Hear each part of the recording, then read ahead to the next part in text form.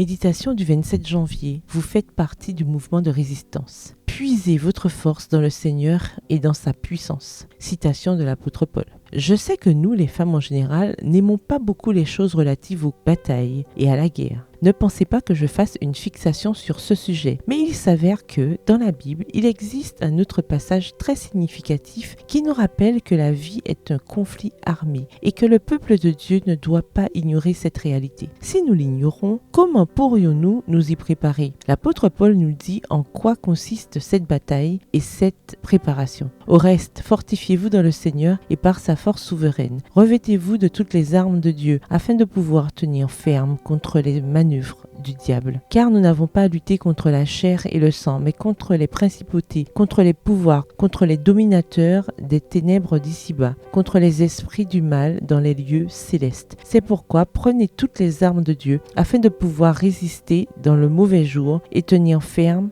après avoir tout surmonté. Tenez donc ferme, ayez à vos reins la vérité pour ceinture, revêtez la cuirasse de la justice, mettez pour chaussures à vos pieds les bonnes dispositions que donne l'évangile de paix. Éphésiens 6 et versets 10 à 15. En tant que pacifiste convaincu, je dois être consciente qu'il y a des ennemis là dehors qui m'entourent. Des ennemis qui ne sont pas de chair et de sang, mais des esprits du mal dans les lieux célestes. En les ignorant, je ne gagne rien. En reconnaissant cela, je me prépare non pas à l'attaque, mais à la défense, à la résistance. Je fais partie du mouvement de résistance, une résistance qui consiste à revêtir quotidiennement l'armure de Dieu et à aller proclamer le message de paix. Je veux insister tout particulièrement sur ce deuxième point. Il m'est impossible de penser que Dieu voudrait que je reste passive et que je laisse à d'autres le travail que l'Église doit faire à la fin des temps. Aller proclamer l'évangile de paix au verset 15. Une telle passivité ne mènerait nulle part dans une guerre et ne serait pas juste pour le reste de l'Église. Une résistance efficace est conjointe, active et énergique. Et c'est précisément grâce à ces caractéristiques qu'elle se fait entendre. Chers amis, nous nous trouvons au milieu de conflits, luttant contre des puissances gigantesques. Afin de pouvoir tenir bon, cherchez votre force dans le Seigneur. Prenez l'armure que le Seigneur vous a donnée et venez à la vie en tant que guerrier rempli de la puissance de Dieu. Une puissance qui, partout où elle passe, porte le message de paix et nous permet de résister au mal.